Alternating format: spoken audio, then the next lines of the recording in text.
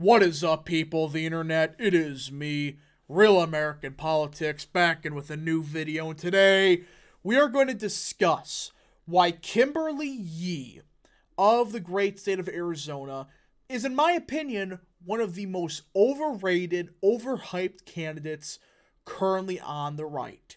Now, I understand a lot of people are going to say, oh, she's so great, you're just biased. Oh, that means you think Yee's a bad candidate. No.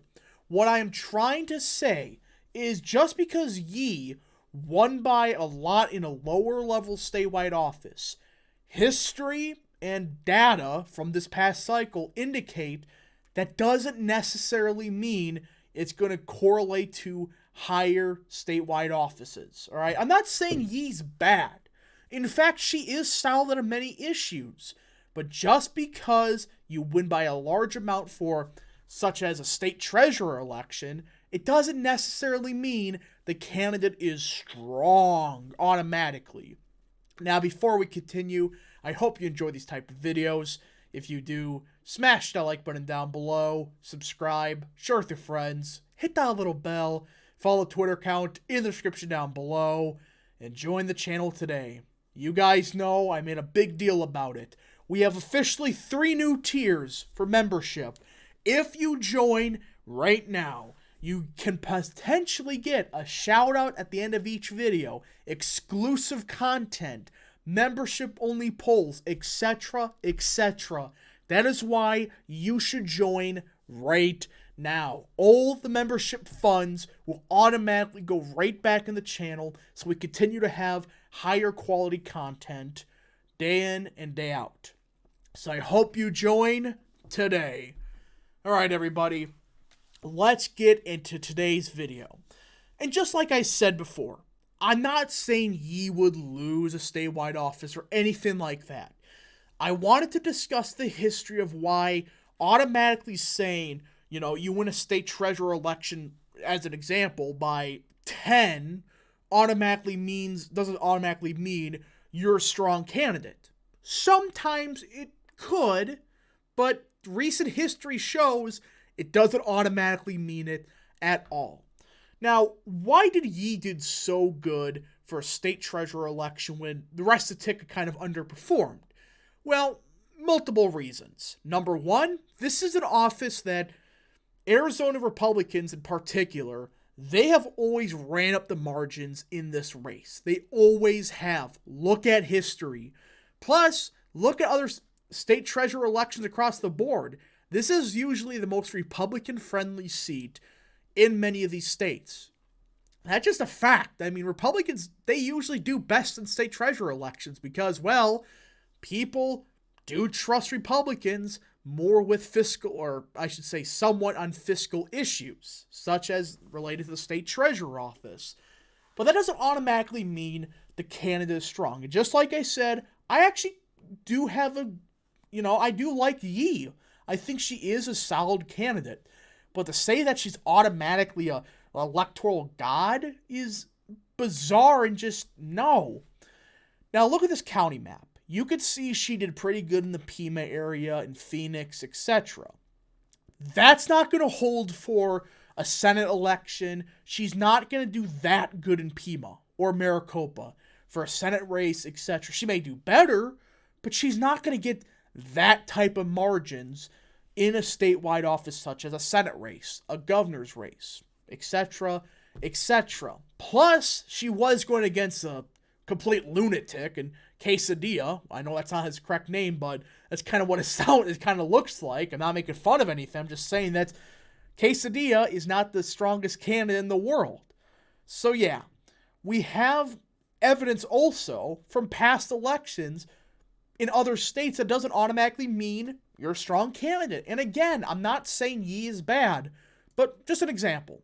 Josh Mandel, and this is something many people forget. He was the state treasurer of Ohio when he ran in 2012 for that Senate race. He won by 13 points in 2010 in the state treasurer office. You look at this, he performed the best of the entire ticket. Kasich won by 2, DeWine won by a point. John Husted for the Secretary of State race, he won by similar yet smaller margin than Mandel. Is there some evidence to say state treasurer elections tend to be more Republican? Yeah, there's some data points that point to that. But either way, he won by 13. Yet, in 2012 against Sherrod Brown, he lost by 6. Worse than Romney. In fact, I think this is worse than McCain did in the state of Ohio, if I'm not mistaken. Comparatively, yeah. I think Mandel did worse than frickin' John McCain in Ohio. Now, I'm not saying Mandel is, uneluctable. I'm just saying that doesn't necessarily mean he's a strong candidate just because he won a low-level statewide office beforehand. Plus, with Yee, let's have some context. So people are saying she is such a strong candidate, she would easily win. I have a simple question. Just a simple question. All right? For supposedly an electoral giant, and by the way, these polls were in 2021, one was in 2022, but still, these were, in the Arizona gubernatorial race. Yee ran, the highest she polled for this Arizona gubernatorial election was 6%. An electoral juggernaut doesn't poll at 6% when she was already the incumbent state treasurer. Again, you can make the argument, it's early in the cycle, but if she's such a strong candidate, she shouldn't be polling at 6%, then drop out. You see my point, everybody? I'm not saying Yee is a bad candidate or anything like that.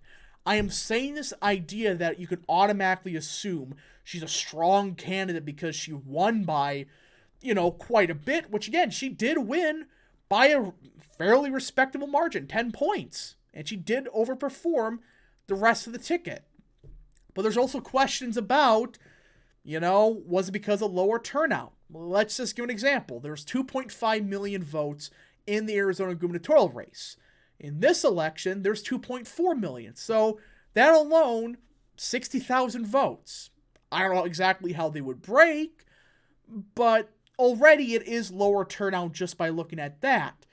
And again, if she couldn't get past a Republican primary when she is supposedly a juggernaut, how is she supposed to win a general election for a non-low-level office like state treasurer? It's just pointing to the fact that you don't automatically assume, you should not assume you're a strong candidate just because you won a low-level statewide office. And this is also a second point in this video, real quick topic. This idea that if you lose, an election, you're automatically done is horseshit. Look, how many losers in American history became big figures? Think about it. Abe Lincoln, he lost many elections. He became the president of the United States. Reagan, he lost several elections, became president of the United States. We even have recent history. Mike DeWine got obliterated against Brown by almost 13 points. Yeah, he lost by 13. You know what he did in 2010? He came back in a red wave. He won by 1.5 points for the Attorney General election. And in 2022, he crushed the Democrats. In fact, he won by, double the margin he lost by in 2006? What does that tell you? It tells me, I'm not a big fan of DeWine, but candidates, they sometimes get slapped. But that doesn't automatically mean they can't come back a couple of years later. I mean, DeWine, say what you will about him, he passed some decent stuff in 2022, 2021, related to stuff like abortion. And he won by 20 points. Things can absolutely change. And that is why I'm saying this idea that Masters should never run again, or anybody that lost in 2022 should never run again, is horseshit. Just beyond horseshit. A lot of these candidates, they lost because of funding reasons, strong candidates, terrible national messaging, etc. Masters, people cannot deny it. He was shafted with funding. So, just because you lost an election doesn't necessarily mean you should never run again. You can make an argument who's the best for 2024, all right, or 2026, etc. But the same master should never run again, or somebody similar, because they lost election when many losers in the history books, they became presidents. They became popular governors. Anyways, folks, thank you so much for watching. We'll see you guys in the next video. Godspeed to all of you.